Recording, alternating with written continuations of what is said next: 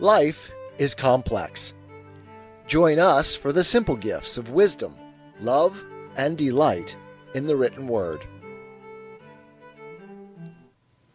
Portrait of a Lady by T.S. Eliot. Epigraph. Thou hast committed fornication. That was in another country, and besides, the wench is dead. From the Jew of Malta. 1.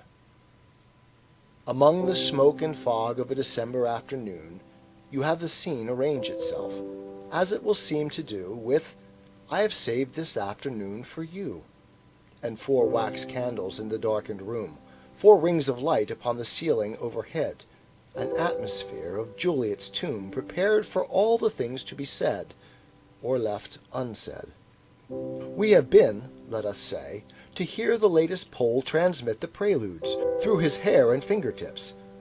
So intimate, this Chopin, that I think his soul should be resurrected only among friends, some 2 or 3, who will not touch the bloom that is rubbed and questioned in the concert room. And so the conversation slips among velleities and carefully caught regrets through attenuated tones of violins mingled with remote cornets, and begins. You do not know how much they mean to me, my friends, and how rare and strange it is to find in a life composed so much of odds and ends. For indeed I do not love it. You knew? You are not blind. How keen you are! To find a friend who has these qualities, who has and gives those qualities upon which friendship lives, how much it means that I say this to you. Without these friendships, life, what cauchemar! Among the windings of the violins and the ariettes of cracked cornets, inside my brain a dull tom-tom begins, absurdly hammering a prelude of its own, capricious monotone that is at least one definite false note. Let us take the air in a tobacco trance, admire the monuments, discuss the late events, correct our watches by the public clocks, then sit for half an hour and drink our box. 2. Now that lilacs are in bloom, she has a bowl of lilacs in her room, and twists one in her fingers while she talks. Ah, my friend, you do not know. You do not know what life is, you who hold it in your hands, slowly twisting the lilac stalks. You let it flow from you, you let it flow, and youth is cruel and has no remorse, and smiles at situations which it cannot see. I smile, of course, and go on drinking tea. Yet with these April sunsets that somehow recall my buried life, and Paris in the spring, I feel immeasurably at peace, and find the world to be wonderful and youthful after all. The voice returns like the insistent out of tune of a broken violin on an August afternoon. I am always sure that you understand my feelings, always sure that you feel, sure that across the gulf you reach your hand. You are invulnerable. You have no Achilles heel. You will go on, and when you have prevailed, you can say, "At this point, many a one has failed. But what have I? But what have I, my friend, to give you? What can you receive from me? Only the friendship and the sympathy of one about to reach her journey's end. I shall sit here, serving tea to friends." I take my hat. How can I make a cowardly amends for what she has said to me?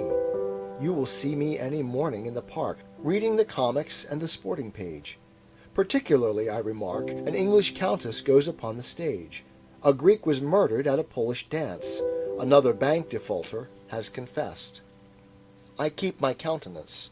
I remain self-possessed, except when a street piano, mechanical and tired, reiterates some worn-out common song, with the smell of hyacinths across the garden, recalling things that other people have desired. Are these ideas right or wrong?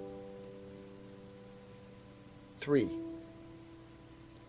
The October night comes down, returning as before, except for a slight sensation of being ill at ease. I mount the stair and turn the handle of the door and feel as if I had mounted on my hands and knees. And so you are going abroad. And when do you return? The But that's a useless question. You hardly know when you are coming back. You will find so much to learn. My smile falls heavily among the bric-a-brac. Perhaps you can write to me? My self-possession flares up for a second. This is as I had reckoned. I have been wondering frequently of late, but our beginnings never know our ends, why we have not developed into friends. I feel like one who smiles, and turning shall remark suddenly, his expression in a glass. My self-possession gutters.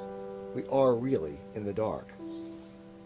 For everybody said so, all our friends. They were all sure our feelings would relate so closely. I myself can hardly understand. We must leave it now to fate. You will write at any rate. Perhaps it is not too late. I shall sit here, serving tea to friends. And I must borrow every changing shape to find expression. Dance, dance like a dancing bear, cry like a parrot, chatter like an ape. Let us take the air in a tobacco trance. Well, and what if she should die some afternoon? Afternoon gray and smoky, evening yellow and rose. Should die and leave me sitting pen in hand with the smoke coming down above the housetops. Doubtful for a while, not knowing what to feel or if I understand, or whether wise or foolish, tardy or too soon. Would she not have the advantage after all? This music is successful with a dying fall, now that we talk of dying. And should I have the right to smile? 'Tis the gift to be simple. 'Tis the gift to be free. 'Tis the gift to come down where we ought to be. And when we find ourselves in the place just right, 'twill be in the valley of love and delight. When true simplicity is gained, to bow and to bend, we will not be ashamed. To turn, turn will be our delight, till by turning, turning, we come round right.